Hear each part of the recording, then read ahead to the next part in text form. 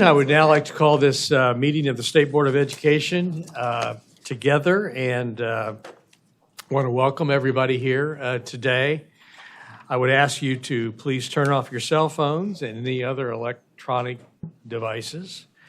And for the board members, please make sure that when you have something to say that you speak into the microphone so that we can record your remarks. With that, I'm going to welcome the Will Lou Gray Opportunity School, Army JROTC, located in West Columbia, and they are accompanied by Sergeant Charles Woods.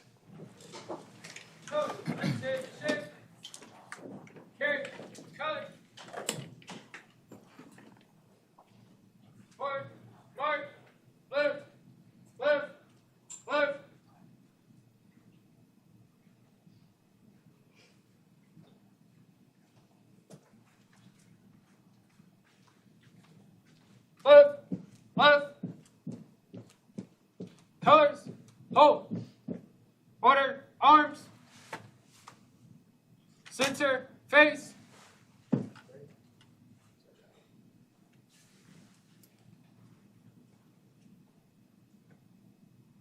colors, colors,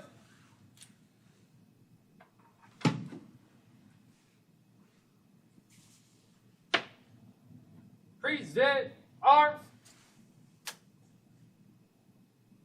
Join me in the pledge. I pledge allegiance to the flag of the United States of America and to the republic for which it stands, one nation, under God, indivisible, with liberty and justice for all. Order, arms, up, belt, face.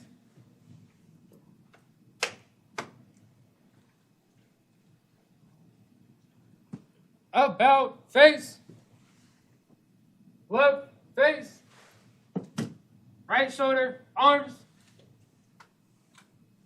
forward, march, up, left.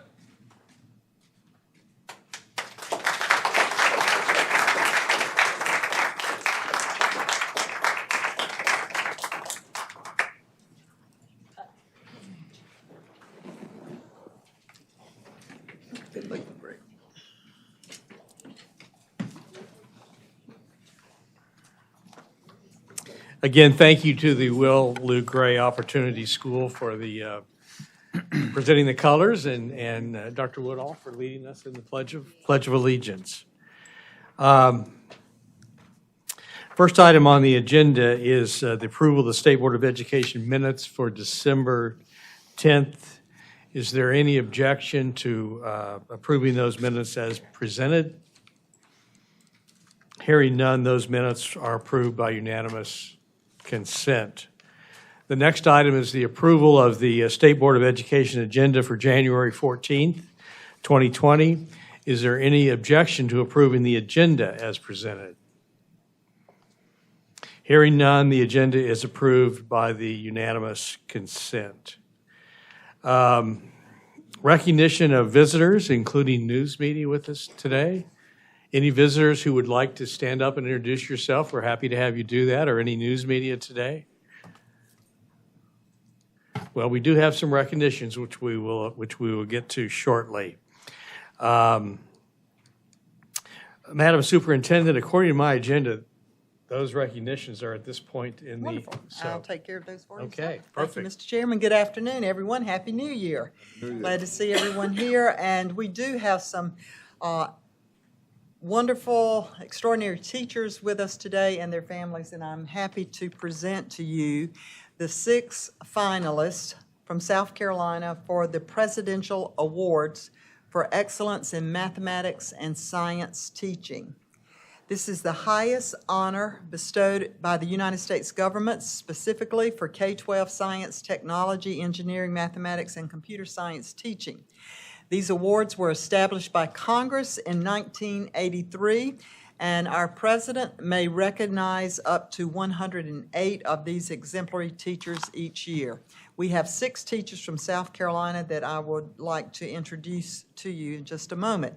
These awards are given in science, technology, engineering, mathematics, and computer science from all states and territories. This award recognizes those teachers who have both a deep content knowledge for the subjects they teach and the ability to motivate and enable students to be successful in those areas. Since the program's inception, more than 4,800 teachers have been recognized for their contributions to their classroom and to the profession. These awardees, and I've just met with our 6 finalists here, and I am so impressed with their knowledge and their dedication to our teachers here in South Carolina. Some of them have taught in other states. They demonstrate the positive impact of excellent teaching on student achievement. The National Science Foundation administers this award on behalf of the White House Office of Science and Technology Policy. The recipients of the award, now these will be those that are named from our finalists, so I wish I could say all of these folks get a $10,000 check, but they're not quite there yet. Hopefully, we're going to have 6 winners from South Carolina. A certificate signed by the President of the United States, all expense paid trip to Washington, D.C., a $10,000 award from the National Science Foundation, and an opportunity to build lasting partnerships and friendships. And we've already begun that today. I have really, we had an impromptu meeting in my office, and these are some outstanding folks you're about to meet. Our first finalist from Ridgeview High School, and I would like to ask Dr. Tracy West if she'll go over and be prepared by our banner to greet our first finalist from Richland School District 2, Dr. David Degenhardt. David, I'll tell you a little bit about him. He's in his 7th year of teaching. He has his PhD in biological sciences from the University of South Carolina. He's conducted research from the other university up in the hills, Clemson University, for 6 years before becoming a certified teacher through our PACE program. So what an outstanding representative he is of that. His wife, he told us a little earlier, his wife told him, she's a teacher, she told him he'd make a great teacher, and once again, she was right. So we're just really, really thrilled, David. At Ridgeview, I'll tell you a little bit about what he's done there. He's the lead teacher in the Institute for Health Science Magnet, where he teaches honors biology, advanced placement biology, research, medical interventions. He has mentored over 200 independent student research projects, many of which have gone on to win state and regional awards. In 2018, he was named the Department of Defense Junior Science and Humanities Symposium Teacher of the Year, and he has received his National Board certification. Thank you, David, for being a teacher in South Carolina. Congratulations. Dr. Christy Woodall, if you'd go over and greet our next finalist, Dan Capazzi from Nations Ford High School in York 4, Fort Mill. Dan is not only a fantastic teacher, but he is also a United States Air Force veteran, and that in itself deserves a round of applause. He's in his 25th year of teaching secondary science. He holds a BS in Ceramic Science and Engineering from Penn State and a Master's of Art of Teaching in Secondary Mathematics from Winthrop University. He serves as the coach of the Nation Ford High School VEX Robotics team. He has taught physical science, physics, and Project Lead the Way, digital electronics, and AP physics, and he enjoys aiding students with their career decision process, individually working with students who are aiming at apprenticeships in advanced manufacturing. Dan, thank you for your service to the country and for being a teacher in the great state of South Carolina. We appreciate you. Dr. Green, I'm going to ask you to go over someone you know very well because she teaches right in your own district of Fairfield County at Fairfield Central High School, Jean Mazzadonati. Fantastic lady. I just met her. She is in her 44th year of teaching. Big round of applause.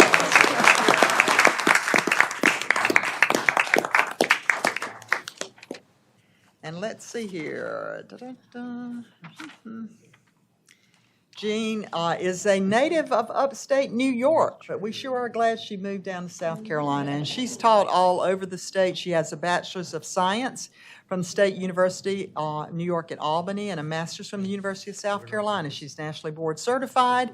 She's taught in New York, North Carolina, Tennessee, and Georgia before we got her here in South Carolina. And she has been all over the state teaching. She's told us she drives from Lower Richland area up to Winsboro every day, and we appreciate that so much. She taught in Richland 1, where she was a mixed teacher. I understand that's a gifted program for mathematics and science students. In Richland 2, teaching calculus at Spring Valley High School. She's presently teaching dual credit and honors algebra at Fairfield Central High School in Winsboro.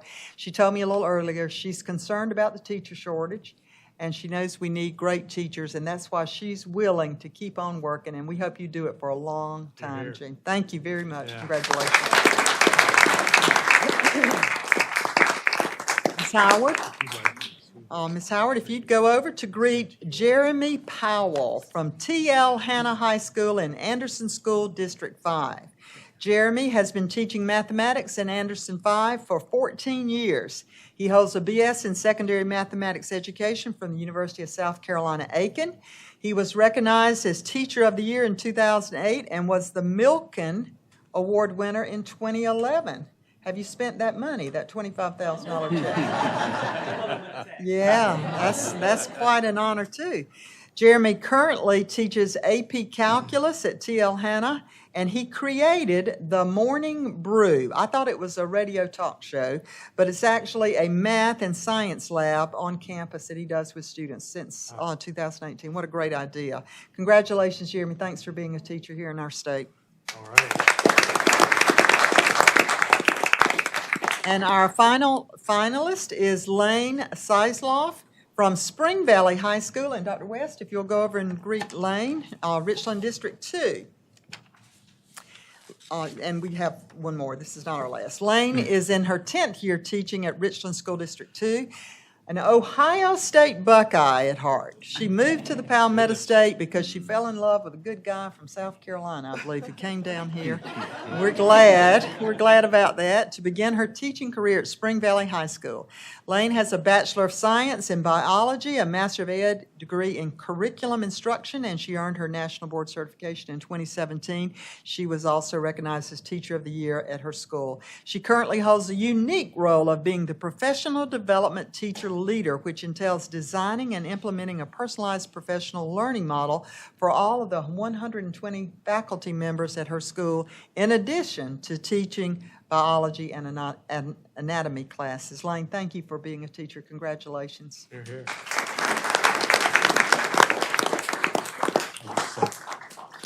Lane, I want you to know that my wife is a Buckeye also. Right. Yes. And Ms. Howard, if you'd go over also for our last finalist, who is none other than Dr. Jenny Lott Van Buren from Powdersville High School in Anderson School District 1. Jenny currently teaches Algebra 2, transitions to Algebra, Geometry Honors at Powdersville High School. This is her 14th year teaching math and 4th year teaching in South Carolina. She is from the great state of Louisiana. She is not a graduate of LSU, though, however. But that's okay. Well, congratulations to the LSU Tigers. But what a game. That's why we're all a little sleepy this morning. Dr. Van Buren graduated summa cum laude from the University of New Orleans with her bachelor's in secondary mathematics in 2006. She holds a master's in ed leadership from the University of North Florida and a doctorate of education in curriculum teaching and teacher education from the University of Florida. She sponsored the National Beta Club and currently serves as a member of her school's Guiding Coalition for Professional Learning. In 2018, she was recognized by the South Carolina Association of Curriculum Development Leaders as an emerging leader. Congratulations, and we're so glad you're here teaching in South Carolina. Let's give a great big round of applause. And if I may ask the very important spouses and partners and folks who are here supporting these folks to stand and be recognized. We appreciate you sharing in their honor today.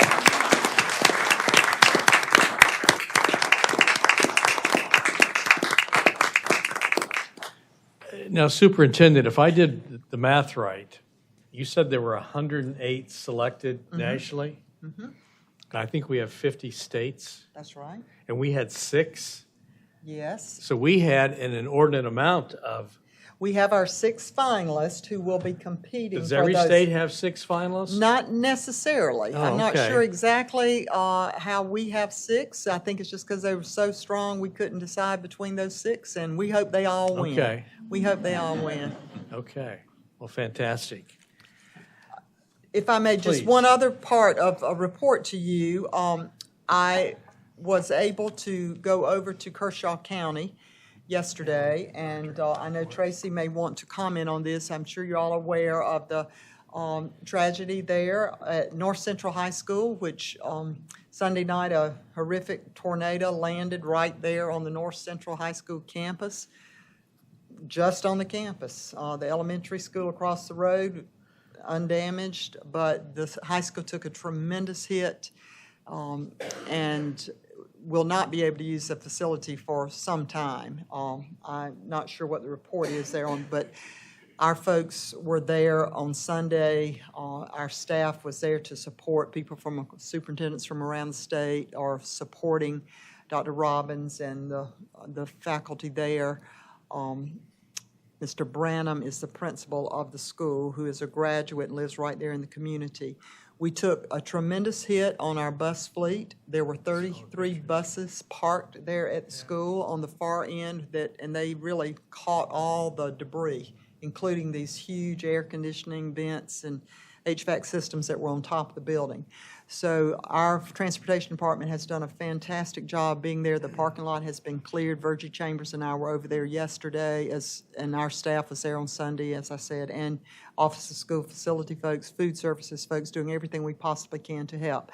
There were 4 of those buses are totaled, and the others are repairable, some with minor damage, some with significant damage. But I'm happy to say that we will have 30 buses there. They probably are already there this afternoon, but they'll be there ready for in the morning to transport the students to get them going back. They have a vacant building that they're using, and hopefully everything's on the road. It will be a while before things are back to normal, but they're going to make it as normal as they can for the students. Outstanding leadership in the community, and Tracy was there representing you all yesterday. So, Dr. West, thank you for your support.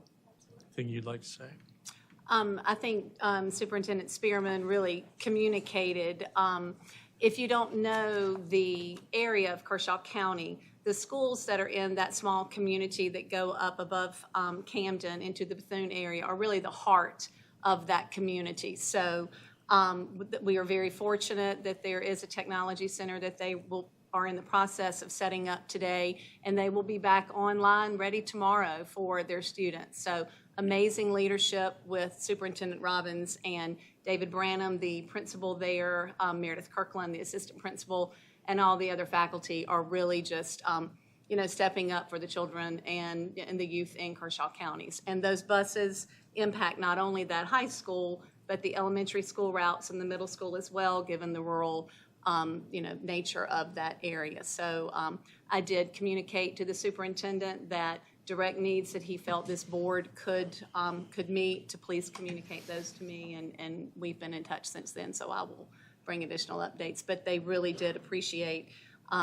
Superintendent Spearman, you and your office and the access that you've provided so quickly. So Thank you, Mr. Chair. If I may, I think our communications office has received a list, and I believe we have posted that on our website of supplies and things that would be helpful if there's anyone or group that would like to support the Kershaw School District. So there's some suggestions on our website.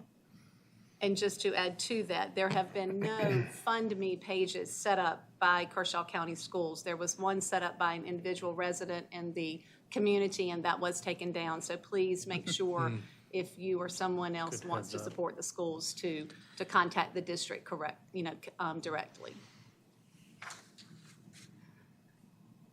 That's it. You have no other report? That's it. So, Okay, very good. Thank you, Superintendent Spearman. As far as the board chair report, just wanted to share with everybody, had the opportunity last evening to be with Senator Leatherman, Speaker Lucas, and Governor McMaster. All three of them spent most of their time talking about education. They spent a lot of time talking about universal 4K and early childhood education. We'll see where that goes in this session of the General Assembly. I also asked the governor and the speaker if they would be open to coming and just sharing with the State Board of Education their kind of priorities relative to education. So I hope to have the governor here at one meeting and hopefully the speaker at another meeting. With that, any comments from our parliamentarian? Ms. Hazelwood. Just a moment. It is time to file your annual statement of economic interest. So P&L, I made that announcement at the policy and legislative portion of our meeting this morning, and I think we've got a number of folks who have already filed. I'm happy to help you this afternoon as soon as the meeting is over. And please, if you have any questions, contact me. I just need you to get that filed before March 30th. Did your office send out the link? Not yet. I will. You will? I will. Okay, thank you. I will send the link as soon as I complete this meeting. Okay. Secondly, there's been quite a bit of correspondence. It's been email, sometimes letters sent to everyone on the state board. Historically, when the board receives correspondence, I reach out to the chair, whoever the chair might be, and the last piece of correspondence reached out to Chair Brennan and asked if he wished me to draft a response or how did he want to handle it. And in the case of the most recent correspondence, it was, let's stop our engagement, which I fully supported. But you need to be mindful that when the entire board receives correspondence, that any response needs to come from the chair. If you have thoughts about the reply, then please share them with the chair. But the chair normally will then contact me to make sure that you have all the information, whatever that information might be. And as you'll recall from last year, y'all were receiving correspondence, and we had to, create a whole portal for a couple of folks who just sent emails and letters all the time, multiple times a day. So just be mindful of that if someone is corresponding with the entire board, that it is the chair's responsibility to reply or not to reply, but any reply comes from the chair. Thank you. Ms. Hazelwood, I believe that Dr. Woodall had a question that we need to be clarified relative to removing something from the consent agenda. We just need a quick refresher on that. So once we get to the consent agenda, when you make your reports, so the first report would be policy and legislative. When Chair Brennan makes the policy and legislative committee report, at that point, if someone is concerned about any item, the 3 items that are on the consent agenda for P&L, then at that point you would say, I have an issue, I'd like that P&L 1 removed for further discussion. And then we'll proceed with committee reports, we'll proceed with the consent agenda, and then you can have your discussion on whatever that 1 item is, or 2 items, or 3 items, and then take a vote on it at that point. But you need to express your concern or question when that committee is reporting. That's when you express your concern during the committee report. And will you remind me, does that mean we vote to take it off, or one person can take it off? One person can take it off. You do not vote to remove it from the consent agenda. The rule, based on the rules of parliamentarian procedure, Robert's rules, you only one member can make that motion, not even a motion, a concern to remove it. Thank you. Thank you, Counselor. It's now time for public comment. We have one individual who would like to make public comment, and as the chair would just remind you that we appreciate your interest in public education. You'll be allotted 5 minutes for your comments. Since we're hearing your comments for the first time, it's our policy to accept your comments as information. If we have questions or need additional information, we will contact you at a later date, and thank you for understanding our procedures. With that, I'd like to introduce Ms. Sherry East. Sherry is the president of the South Carolina Education Association, and she has a presentation that she would like to make to the State Board of Education. Welcome. Thank you. And Tanake, which I have learned is the Catawba word for hello. Hello, on your poster. Tanaka. Tanaka? Tanake. Tanake, okay. Thought with my Catawba friends. Good afternoon. My name is Sherry East, and I'm a high school science teacher here of South Carolina. I taught high school science for 27 years. Most recently, my last bit was in the Rock Hill School District, and I'm currently serving in my second year as the SCA president. So I'm here today because January is National School Board Appreciation Month. So I no longer have my own school board, but you are our school board now since I'm at the state level. So I'm here today with just a little gift of a dream catcher, the legend of a dream catcher, and just to say thank you for all that you do to serve the children of South Carolina. So I would like to read to you and to the audience the legend of the dream catcher in case you have a dream catcher here. And if it's not tagged, it's because it was made by our own Catawba children up at the Catawba Reservation. So if you didn't, it's a Navajo dream catcher, and they sell actual Indian artifacts in their store at the reservation. If you've never been, I really encourage you to go up and spend a day with their only federally recognized tribe in South Carolina is right here in our state, and they have lots of educational programs and a little museum and a store and all kinds of good stuff up there right next door, a street over from where I live. So the dream catcher, in case you've ever wondered why or what they're about, it says, long ago when the world was young, a Lakota spiritual leader was high on a mountain. On the mountain, he had a vision. In his vision, Iktomi, the great trickster and teacher of wisdom, appeared in the form of a spider. Iktomi told him in a sacred language only spiritual leaders of the Lakota could understand. As Iktomi spoke, he told the elders willow hoop, which had feathers, horsehair beads, and offerings on it, and then he began to spin a web. He spoke to the elder about the cycles of life and how we begin our life as an infant, then we move to childhood, and then to adulthood, finally into old age, where we must be taken care of again as an infant, thus completing your life cycle. But Iktomi said as he continued to spin the web, in each time of life there are many forces. There are some good and there are some bad. If you listen to the good forces, they steer you in the right direction. But if you listen to the bad forces, they hurt you and steer you in the wrong direction. So he continued, there are many forces in different directions that can help or interfere with the harmony of nature and also with the Great Spirit and all wonderful teachings. So while the spider spoke, he continued to weave, starting from the outside and working to the center. When Iktomi finished speaking, he gave the Lakota elder the web and said, see, it's a perfect circle. But there in the center is a hole. Use this web to help you and your people, to reach your goals and to make use of your people's ideas, dreams, and visions. If you believe in the Great Spirit, the web will catch your good ideas and the bad ones will pass through. Or some tribes believe that the bad ideas get caught and the good ideas will pass through. So either way you think is acceptable to our Native Americans.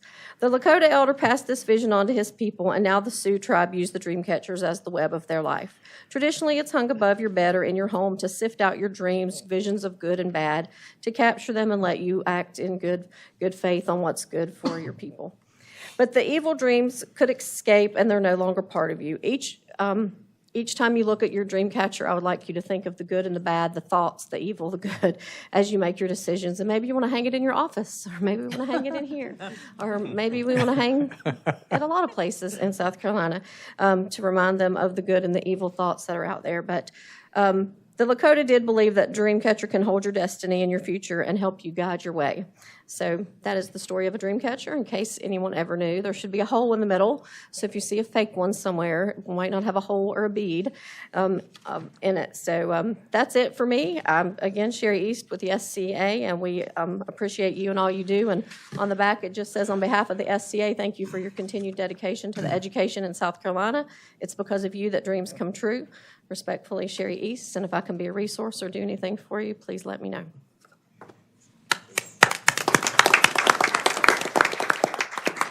Sherry, thank you. We appreciate your kindness and your generosity, and you do wonderful things for teachers who belong to your association, but it was appropriate that a teacher today would teach us something today. So I know I learned something, so thank you. Thank you for that. Okay, we'll now move to state board items and committee reports. The first one is the Policy and Legislative Committee. I will give that report. That committee met this morning.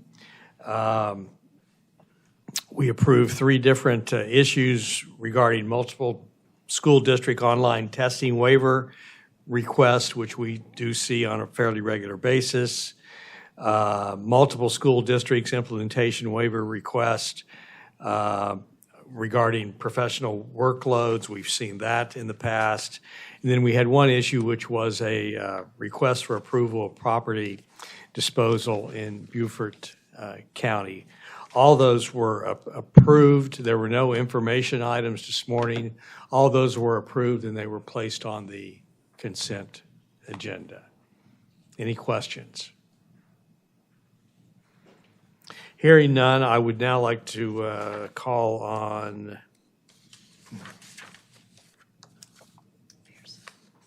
I'm just trying to find I'd now like to call on Mrs. Pearson to present the Educator Professions Committee report. Thank you. Thank you. The Education Profession Committee met this morning. We approved 3 action items. EPO1, identification of critical needs subject areas for 2020 and through 21 for South Carolina Teacher Loan Program. We also approved EPO2, identification of critical need geographic area schools for 2020 through 21 for the South Carolina Teacher Loan Program. EPO3, accreditation decisions for Erskine College and South Carolina State University. We had 1 information item, voluntary termination of Bachelor of Science in Physical Science program at Clemson University. That being said, if you have questions, Ms. Hipp is here to answer any questions you might have about the critical needs, if we have any. Ms. Dr. Hipp? Green? Yes, I asked this question one time before, maybe to call, I'm not sure, but I noticed that the Career and Technology Centers, particularly in Fairfield County, was not included. Kind of give me some direction there. So the Career and Technology Centers were included on the master list of schools that came to us from the Office of Research and Data Analysis. So for the geographic criteria, a school has to have a poverty index of 70% or higher, a teacher turnover rate of 20% or higher over a 3-year period, and the third criteria is the school rating, below average or unsatisfactory. So our vocational and career and technology centers do not have an individual poverty index. That's actually associated with the schools that those students actually come to the center from. So we do have 1 career and technology center that made it onto the list of critical geographic areas based on a 3-year teacher turnover rate. What our next step, so this is for the purpose of teacher loan forgiveness. Our next step will be to bring the list for the employment of teachers beyond that earnings limitation. And as you may recall, the last 2 years, all the career and technology centers were added to that list. So they are on that list, but not on this list. And we will bring that separately to you because we don't want to confuse the two, because the criteria for teacher loan forgiveness for the geographic areas is established in state statute. So we have to do this list each year, same thing for the subject area list, and we use a federal formula for that. So the next step will be for us to come before you with the expanded list that we use for the purpose of employing teachers, retired teachers beyond that earnings limitation. Madam Superintendent, you have? No, I'm glad, Mr. Chair, I'm glad you asked for the clarification. I was just saying, I know you all understand that's the $10,000 retirement cap that we're referring to there that's been very controversial, I guess. It's been very difficult. There are a number of folks who would like to work, but aren't able to work and draw their full salary because of the cap that was placed by the General Assembly. I know several of the professional associations are working in the General Assembly to get that cap removed because there are teachers that could be employed.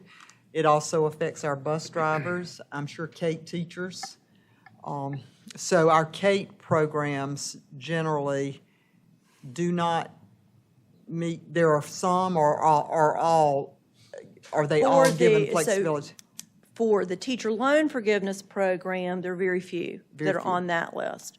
But for the last 2 years, for the earnings limitation, all of the CATE centers were added. The challenge sometimes becomes, though, in districts where there are comprehensive high schools and where there are not CATE centers, it really then depends on the designation of that individual high school. Yeah, thank you. Mr. Kabrowski. Thank you. I have one question, and we talked a little bit about it, and I know in Charleston County, and there may be other counties, that we have a standalone alternative school where the students may come and go throughout the year, but the teachers are permanently assigned to the school. And there's exceptionally high turnover, not only from year to year, but even throughout the year. And because it's not in there, and I'm concerned that it's never going to be addressed because it's kind of lost within the other schools, and if it was stood by itself, it may be able to be addressed. And as I'll share with you, so I'll do some investigation on the schools that you mentioned from the Charleston area. Similar to some of our CATE centers, because those students are actually attached to other schools, there may not be a poverty index attached to those individual schools, and in many cases, they're actually reported as part of another school. So from what the little bit of research I was able to do prior to the meeting, at least one of the schools you mentioned, it appears to me that their teachers are actually attached to another school in our state compensation system. And so for that reason, there would not be a separate turnover rate for that particular institution or school. Is there a way to kind of break that out so that? I would have to talk to Williams would have some guidance there about the compensation piece and how those are reported. And it may be a district decision. Oftentimes an alternative school is actually physically located on the campus of another school. And again, the data then may be attached to that other school. Well, these were standalone facilities, But too. we'll be glad to, as I shared, I'll be glad to do that research and we'll get that information back for you. Thank you very much. Sure. Mr. Chair. Dr. Campbell. And if those sites, the teachers who work there, if their names are on another school's VES code, I guess that's what they're still using, then would not those teachers qualify for the loan forgiveness? Attached to that other school, yes. Attached to the other Yes, school? Okay. yes. And So- depending on so- content, they may qualify based on the subject area or the other school. Right, okay. Yes. So if that's the case, then that's good for the teachers. Yes, yes. Ms. Pearson, were those items placed on your consent agenda? Yes. They were? Okay, thank you. Next, I'd like to call on Mrs. Howard to present the Standards Learning and Accountability Committee report. This morning, we had one action item presented to Standards Learning and Accountability.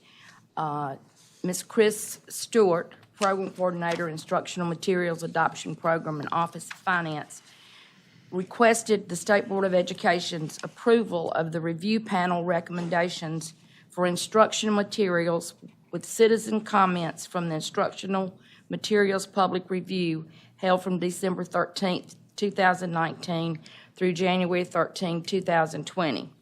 Ms. Stewart reported on the recommendations, and they're included in the report. Included in the report are the review panel recommendations for the special call for bid for social studies, grades 3 through 5, and district requested materials for mathematics, K through 8.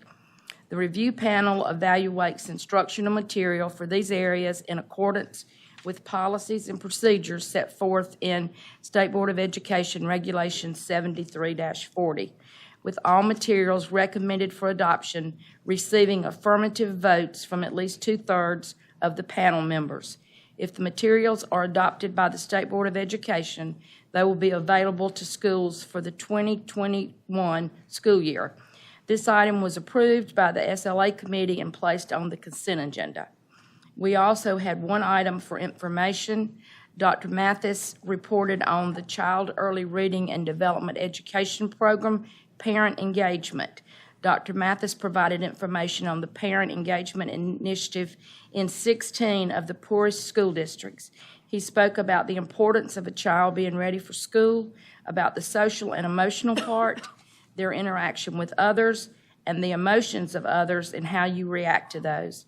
The other part is that they have to have physical well-being. He mentioned that sometimes parent engagement is missing. The South Carolina Department of Education is facilitating a parent engagement program in these 16 poorest school districts. Approximately 1,875 SURDEP 4K students are connected to a parent coach who contacts families on a weekly basis to discuss academic progress and social emotional needs. The districts have partnered with Waterford Upstate to provide each SURDEP student with a wireless device as well as literacy, math, and science software. Parent coaches can readily see the progress students are making with the content and discuss results with parents and plan next steps on how best to help the students. The purpose of this program is to engage parents around meaningful measures to ensure their children are kindergarten ready.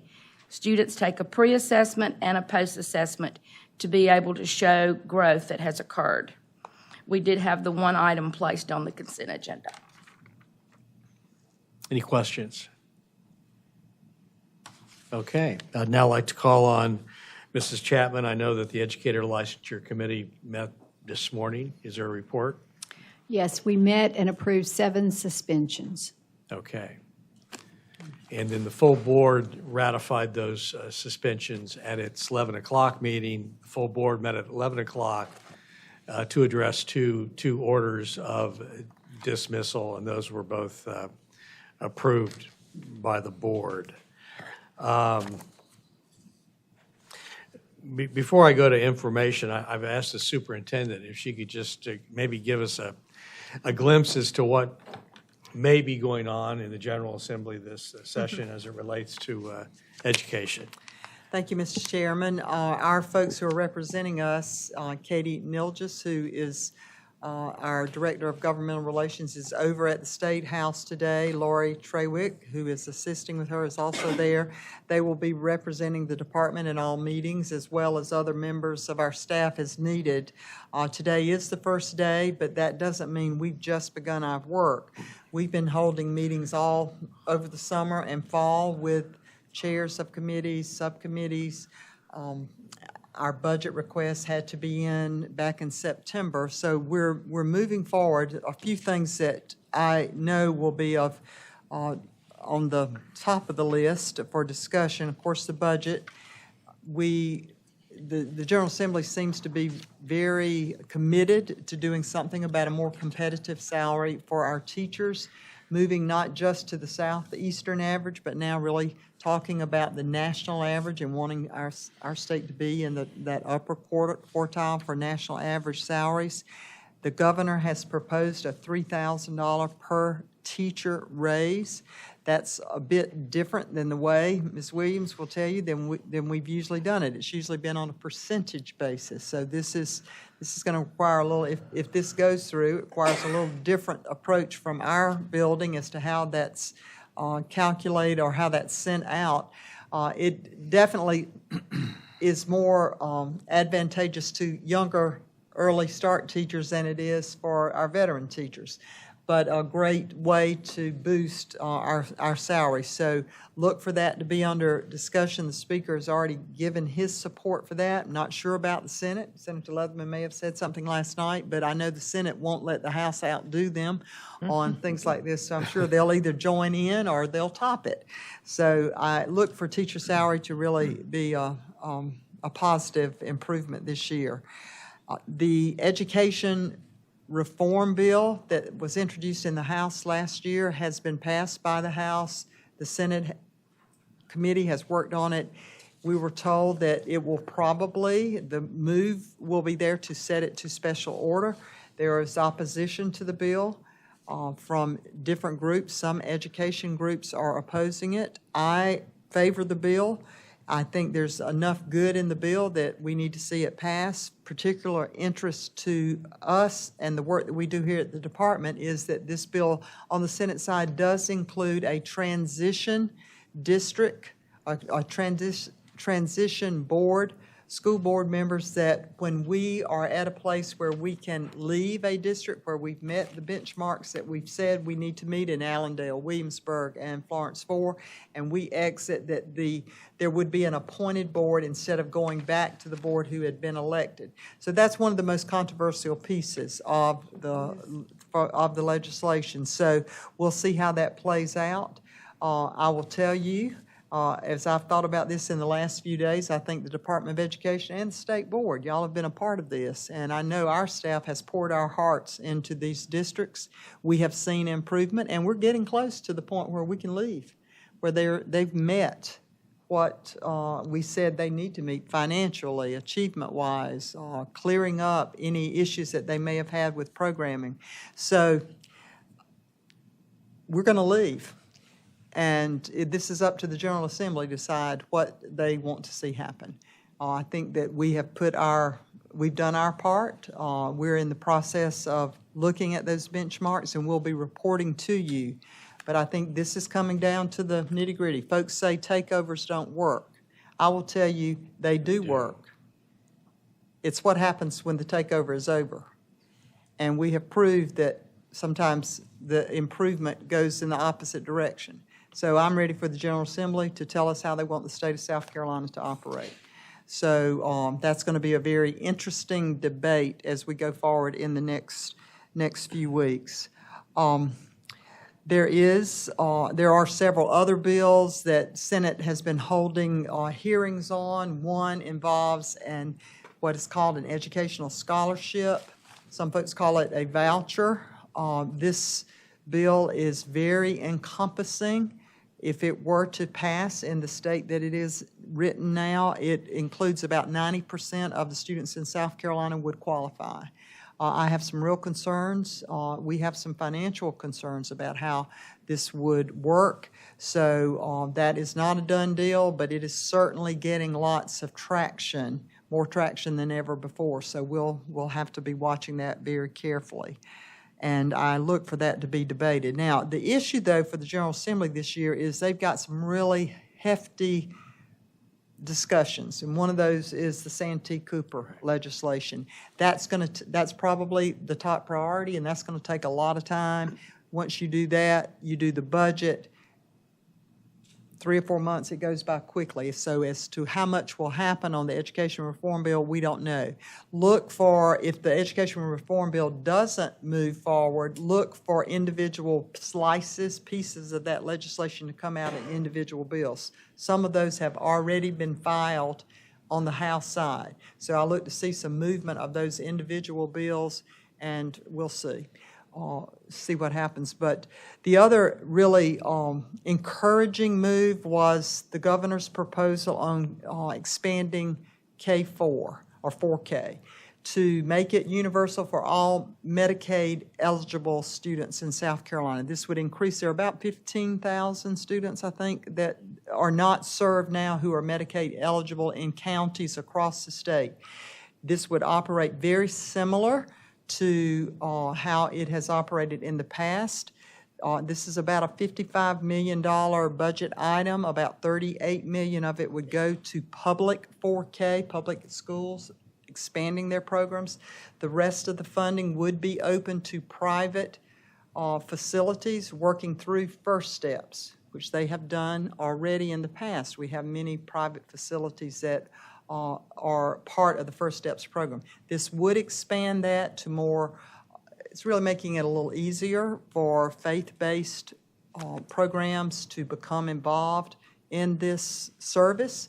So we're really, I'm personally very pleased about this. The other part that I think is really strong that we've advocated for a long time, if you've been involved in public 4K programs, you know that the public schools have to meet the safety and facility requirements, programmatic requirements of education, but they've also had to meet DSS qualifications. This proposal would end that, and the schools would not have to meet those DSS requirements as well. That opens up the possibility a lot, and I think would make more public school folks say, yes, we can add more classrooms. It makes it a little easier. So that's a little trade-off there in the negotiations, but I'm real pleased to see that that is at least on the table. Those are the basic things. I see Katie has come in. She may have some other news. That's anything big happen over there today? If I may, Mr. Chair, I'm sorry. Please. This is Katie Nilgis, who will be representing us over at the State House. They, I don't know if you said it or not, I was on my way down, but they did set 419 to special order. Oh, good. By a vote of 40-4. 40-4 Yep. set to special order. So special order means that it is on the calendar and that there will be a debate held on this bill at a particular time. I don't know if they said the date or not. Next week, I believe. Next week. So Okay. showdown will happen along. next week. So that's good news to get it settled. 419. What? 419. 419 is the education reform bill. Yeah. Oh, That's okay. the bill that Speaker Lucas introduced last year. The House bill passed over.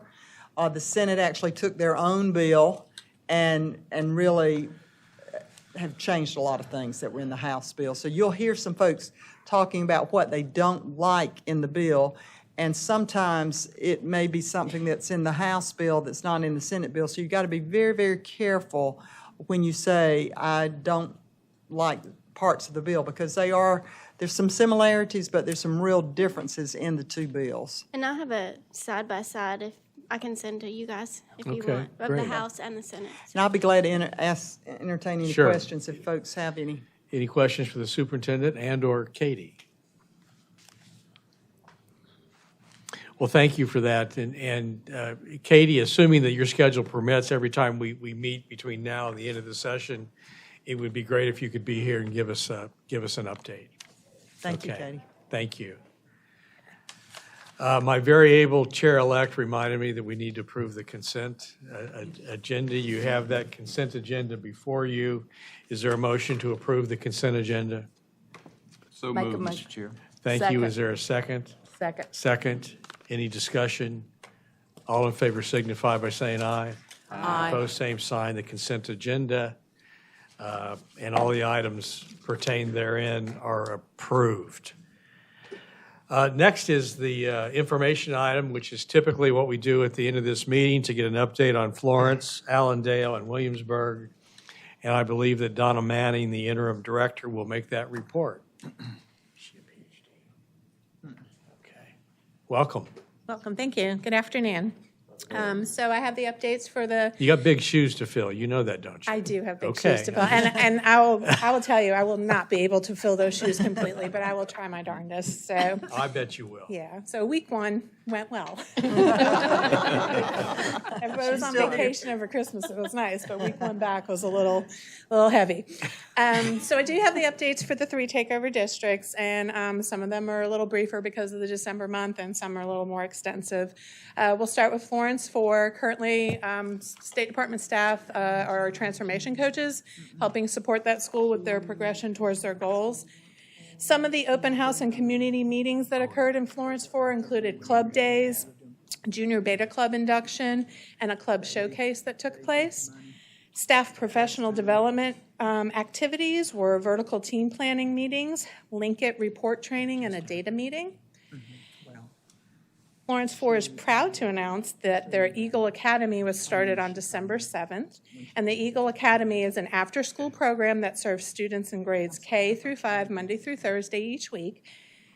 Students receive academic remediation in reading and math for an hour each day, and this gives the teachers an opportunity to work extra with those students to tackle areas that they're struggling with in the regular classroom and to provide additional support and resources to those students. And an exciting highlight at Brockington Elementary was a 4th grade student had finished at at the top of 8 out of 600 students who participated in the Florence 1 spelling bee. So they had a top 8 student. Okay, on to Allendale. Any questions about Florence 4? Okay, on to Allendale. Community meetings, I'll hit most of those in the highlights because they had a very active community month, engagement month. Staff professional development that took place this month, they conducted district-wide professional learning communities, which focused on text-dependent analysis for writing, and they also conducted data review workshops.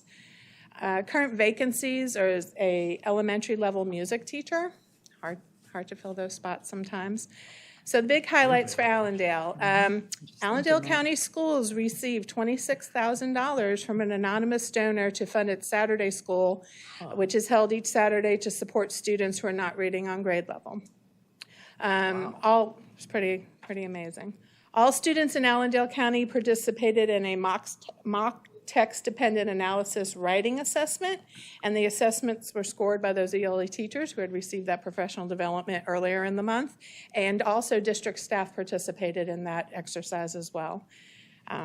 Allendale Elementary School inducted 20 students to Junior Beta Club on December 5th. The district's Beta Club, JROTC, Honor Society, and the superintendent all participated in the Allendale County Christmas Parade on December 7th. During the week of December 9th, students at each school participated in the Hour of Code activities. District-wide lockdown drills were conducted in all schools during the week of December 10th. An anti-bullying workshop was conducted for second grade students at Fairfax Elementary. Allendale Fairfax High School JROTC cadets held their annual military ball. 3 high school seniors had the opportunity to share their college acceptance letters and to speak on the local radio station in Allendale on December 17th. Allendale Fairfax Middle School students played games, sang songs during their visits to elderly residents at the Allendale County Leisure Center on December 18th. The JROTC cadets and community members also donated toys for students at Allendale Elementary and Fairfax Elementary schools. Allendale Fairfax Middle School honor roll students for the first 9 weeks were awarded a field trip to Skateland. And Allendale Elementary School teachers and administrators went out to the community on the Elf Express to connect with students and families and to wish the community members happy holidays. So you can see they were very active in their community service efforts this month. The last report is for Williamsburg County. So in lieu of sending a monthly update, Williamsburg County sent in their 2018-19 annual community report, which I think you were provided a copy. And this report provides a comprehensive overview of their accomplishments for the year, a financial overview, progress towards their strategic goals. And so you have a copy of that. That concludes my update at this time. Are there any questions? Any questions for Ms. Manning? Mr. Brennan, Yes, sir. this question is probably more for Superintendent Spearman. You indicated that the 3 takeover districts, you think you are approaching meeting the benchmarks. What exactly are the benchmarks for? Well, those posted, yeah, what are the benchmarks? I can give you those kind of generally. I've asked Dr. Payne to really work on a summary and very delineated area. But for instance, Williamsburg County, the reason the problem areas for them were around special education programs, delivering services to the students that were not, there were 60 some odd deficiencies over the years. So getting those cleared up, which we've been able to do, if not all, most of them, I believe. Those have now all, so for Williamsburg, those deficiencies that we found in special education have all been corrected. And in addition to that, we've been monitoring to make sure that we don't get ourselves back in a situation, so making sure IEPs are updated, that kind of thing. Another big issue with Williamsburg was their financial management of IDEA funds, because they wound up and misappropriating, didn't count for everything, and so they had to cut us, and then we, the U.S. Department of Education, back a check in excess of $200,000. Those annual submissions for maintaining that level of spending are due this month, so they've been moving along pretty well in Williamsburg. So it's a little different for each district, but around that, for Allendale, more around student achievement, audits, financial what else am I Financial- forgetting? Yes, ma'am. And some Title I issues. as Title well. I issues there. But so as the declaration of emergency was proclaimed, at the same time, a contract was written to say, these are the specific areas where there are problem issues. These are the areas when these are cleared up and sustainable that the State Department would exit. Florence 4, we're not quite there. It was a lot. Florence 4, if you remember, has had financial issues for a long time. And very, very difficult for a very tiny district to make it financially. We're better. The records were not there to be found to even do an audit in Florence 4. That first year, there were no documentations for anything. So we're in a much better shape. We've improved. We got our audit in December. It may have still been a little bit late, but there is an audit with fewer findings. So to improve to that level, the student achievement is a part of the Florence 4. Whereas Williamsburg really wasn't based so much on student achievement, though some of it was low, but it was certainly not at the lowest 5%. Timmonsville was. Correct. So in improvement in student achievement, sustainability of leadership, where they had different leaders for so many years. So it's a little different rubric for each of the three sites, but generally in finance, management, student achievement, federal programming. So I'll be glad, we'll give you a report on that as we work together on it. But, we've been there now three and a half years. So obviously there's been improvement. I think even this morning when I met with some legislators from the area, they said, our folks, the climate has just improved.